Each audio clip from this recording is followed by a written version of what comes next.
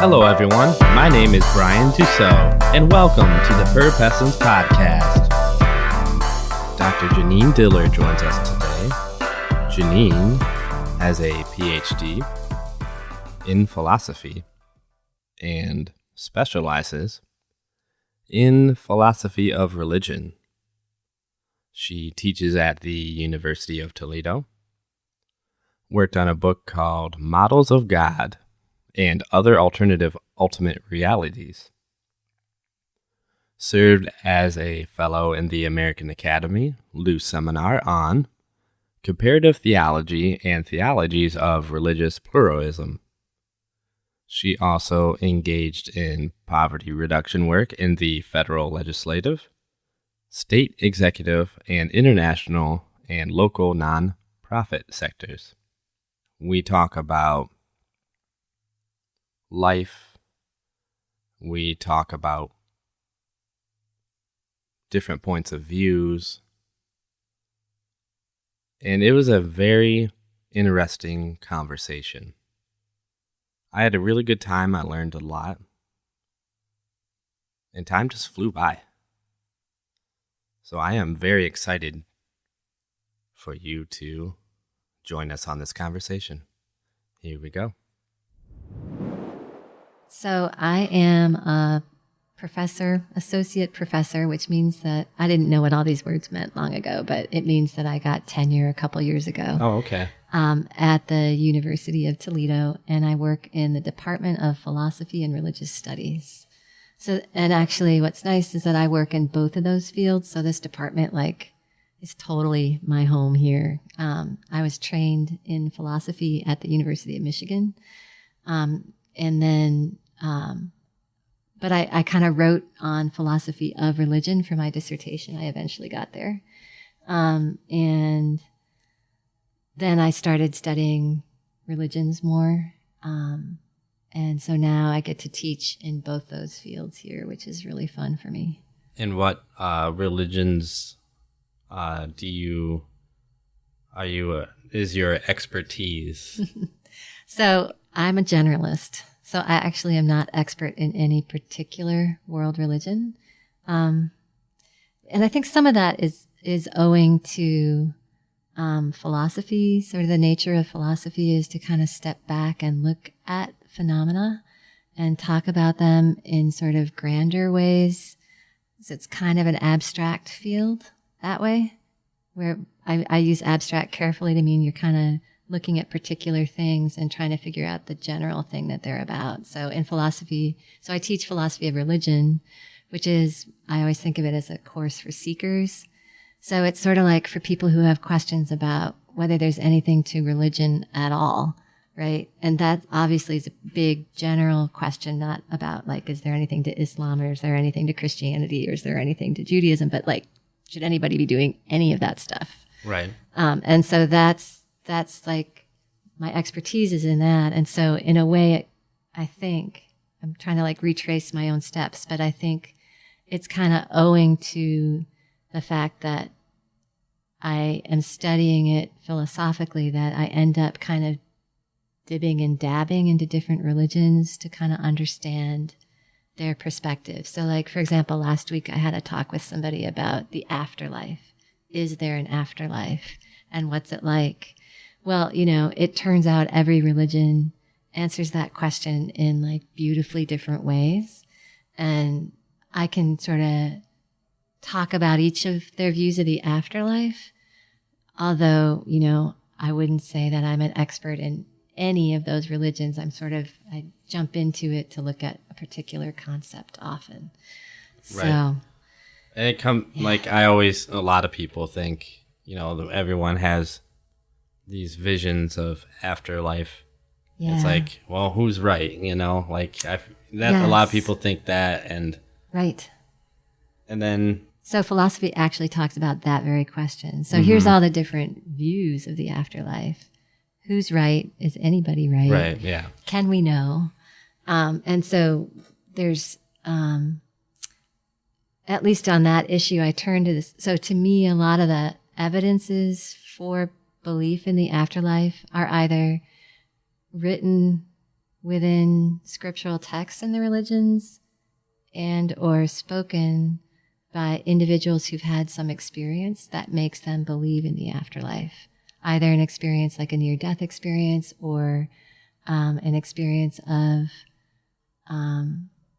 meeting with a spirit, like right. Yeah. There's people who claim come back. Right. There's people who claim they've seen, right, whatever religion they're in, their God, or heard something or felt something.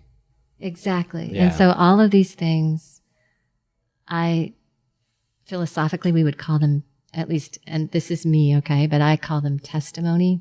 Well, there's a whole field of philosophy around testimony, but I think the proceeds of the world's religions within their scriptures is a complicated kind of testimony, and that's kind of a controversial claim. But the other ones are clearly testimony. And then there's questions about, so how do you, in philosophy, how do you assess the strength of testimony? And so that's what we do in class, is try to apply some rules for assessing the strength of testimony, such as number of witnesses, their stake in what they're saying being true. So like if somebody's an atheist who then has a vision, that's kind of a stronger testimony on the stake front than a religious person having a religious vision, because it actually isn't something they necessarily want to become true, right? And so the fact that they would have a vision is like, oh my gosh, now I'm listening, Yeah. So those are a couple examples of how to assess the strength of the testimony. And then you have to figure out, well, what's on the other side? Like you try to look for the net evidence, right? And so philosophy is a long process of trying to look at the reasons to believe something and the reasons not to believe it, and weighing those two things. And so then we have to look at the reasons not to believe in an afterlife. And, one of the big ones is sort of, we can't see it. Oh, right. Right. We don't, even if there is one or isn't, but let's just say there is. And who says you have to be conscious about it? Like, there could be one and you don't even know. Right. Well, that's for sure true. But there could also be one. There could also not be one, exactly, and you don't know. Right. And so what you're trying to do is assess the evidence for thinking there's one against the evidence that we can't see it and we can't know it, at least empirically, right? Mm-hmm. And then if you look at the sort of arguments that aren't based on experience, they're not very strong. So there's a couple of arguments in philosophy for thinking there's an afterlife, and they're not that convincing. And so, so then basically in classes, and I think this is what we all need to do, is personally assess the strength of the evidence on both sides and come to your own conclusion about, at least for now, with your current knowledge, which side is stronger. And at some point you had said, let's talk about sort of reasoning. But to me, that's the heart of reasoning, is that it's an exercise that you need to do yourself carefully after hearing out the evidence on both sides. And it can't be done with just one side. And that sort of propels you into being more open-minded, which I know we were going to talk about. But it's just a condition of reaching your own sense of the truth of the matter, that you have to hear both sides. At least if it's a philosophical thing, it's the only way to find out the truth. Is tell me why to believe it, tell me why not to believe it, let me figure out who's got the better arguments. And so you actually need to hear from people who are on a different side, or you can't do the work. Yeah, I like to defend the other side. I'll try to defend them the best I can. Right. That way I can see their view the best I can. I find that helps a lot. Yeah. Well, that's completely awesome, because that means you're on the path to trying to figure out the truth. It's only really by being able to inhabit the other side. And I often try to say we should probably break it down into, there's probably multiple sides here. Usually it's not just one or the other. There's like an array of answers, which is also the beginning of hearing. Like I used to think, is there an afterlife or not? And actually it's a much more complicated question than that, because there's views about afterlives and before lives. And, part of the project is to try to even ask the question in an open-minded enough way to be able to sort of hear all the answers out there.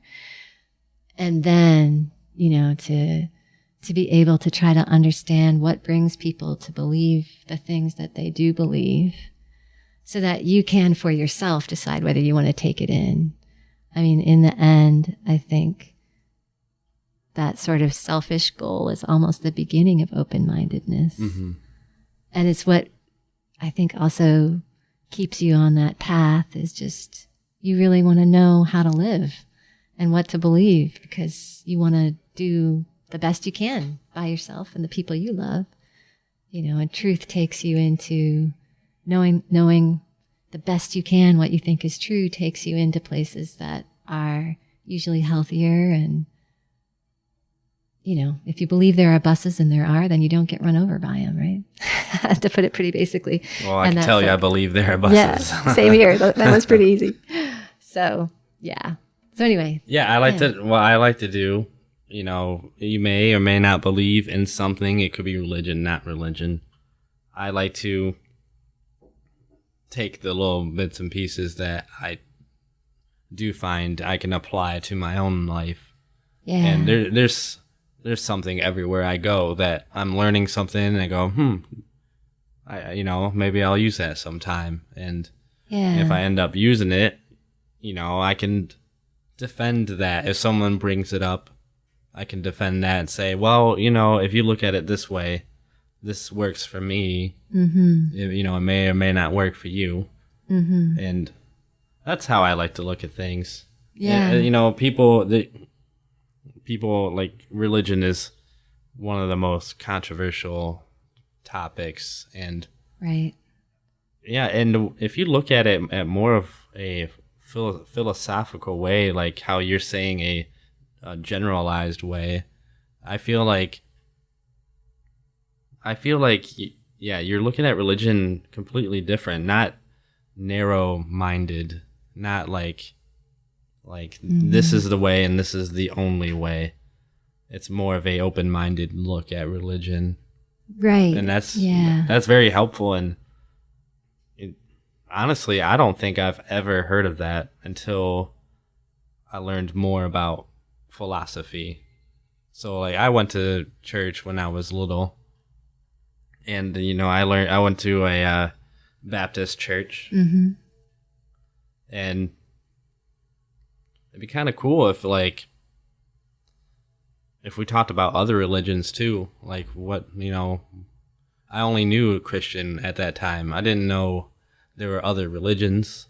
Yeah. So you're growing up only knowing one religion, and then you get old. It's like Santa Claus, you grow up and you learn other things. I'm not saying that Christianity is Santa Claus, but right. I'm just saying you grow up and there's another mm-hmm. religion. Mm-hmm. What's this? And then you have questions, and there's non-religion. You don't want to ask anyone at church. That's weird. Yeah. So, well, yeah, you're right. So you either get that, or you get people that say, "Oh, that's not real," or "None of it's real," or Right. So if you study it and look at it at a general way, it's not that it's not real or real. That doesn't matter. What matters is learning. Yeah. And applying. Yeah. And I mean, so in philosophy, we are curious about kind of what you were saying before, how do we know this might be true, or how can we tell if it's true? So I guess we are interested in, we look at it broadly, like you're saying, and sort of from the outside looking in. And then we do try to figure out what's real and not real about it. But if you wanted to just sort of understand the details of the world's religions, like what do they believe and what do they practice and why and where, that's religious studies. And that's also different than church. Right. So, because that's also a different kind of objective view into religion, where you're really curious about what makes them up and what drives the people who follow them, right? Right. And so, yeah, those are actually the two halves of my life here, because I do both those things. So I step into the religious studies I always sort of feel like I'm stepping more into facts and theories and theologies when I do the religious studies side, where I'm just trying to understand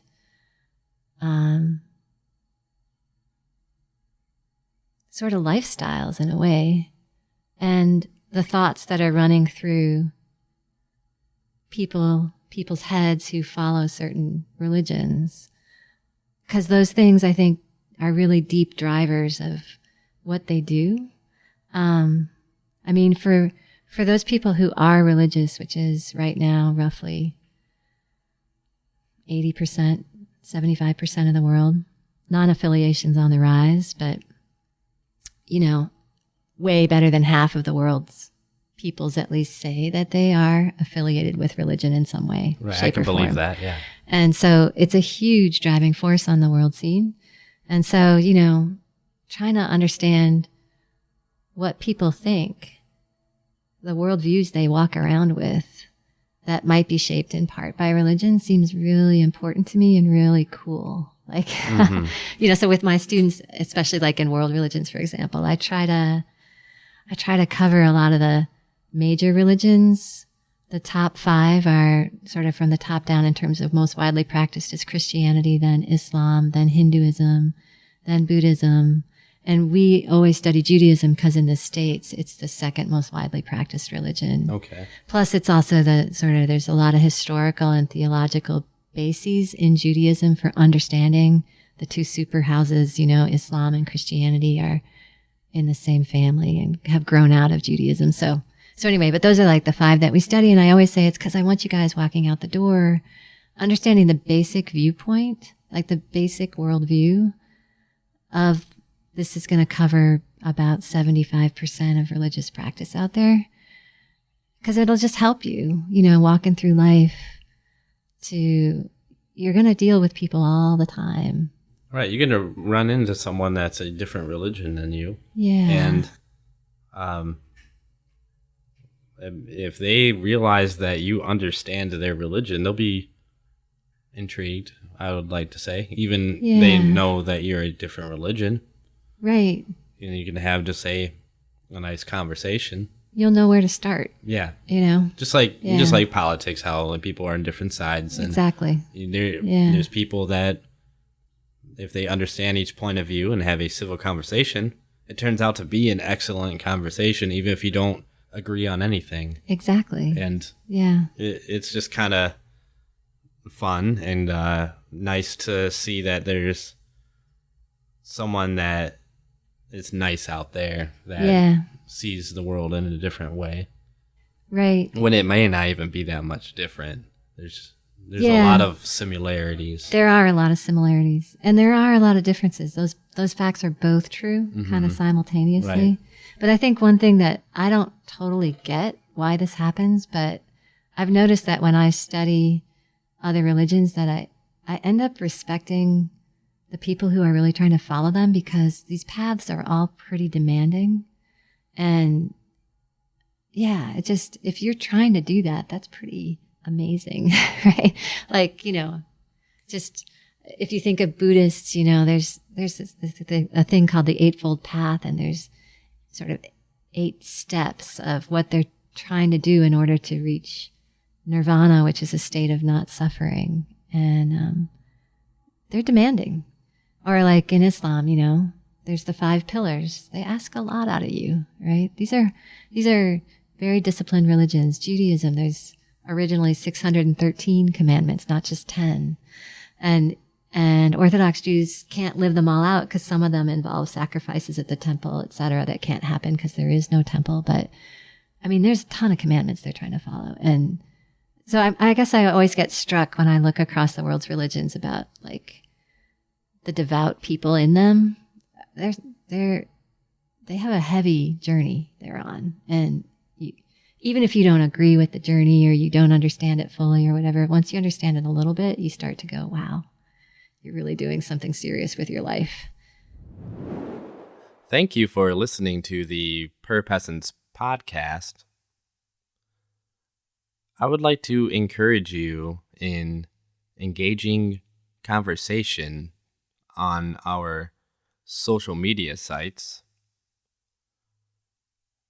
Perhaps if you have something to add to any of the interviews, we can continue our conversation via comments.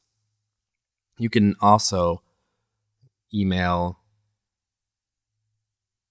me on our website, and I can contact you back if you want to keep it private. Also, I want to work on a question and answers kind of episode, and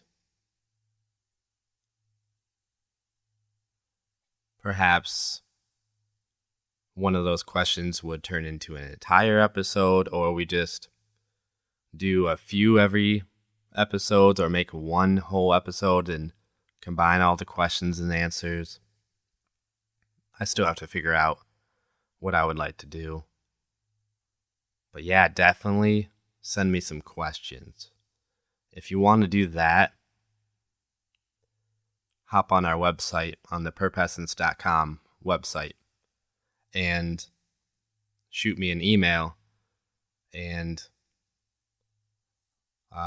put the subject Purpessence question, and just email me your question. And if you want it to be anonymous, please tell me. Otherwise, I'll keep you on a first name basis. And please don't forget to subscribe and rate the podcast. It's very important. That way we can spread the word and let people actually see that we exist, because I feel like we're putting out some great content, and I wanted to make it even better for all of you. So yeah, let's do this. All right, I'm going to get out of here. Thanks.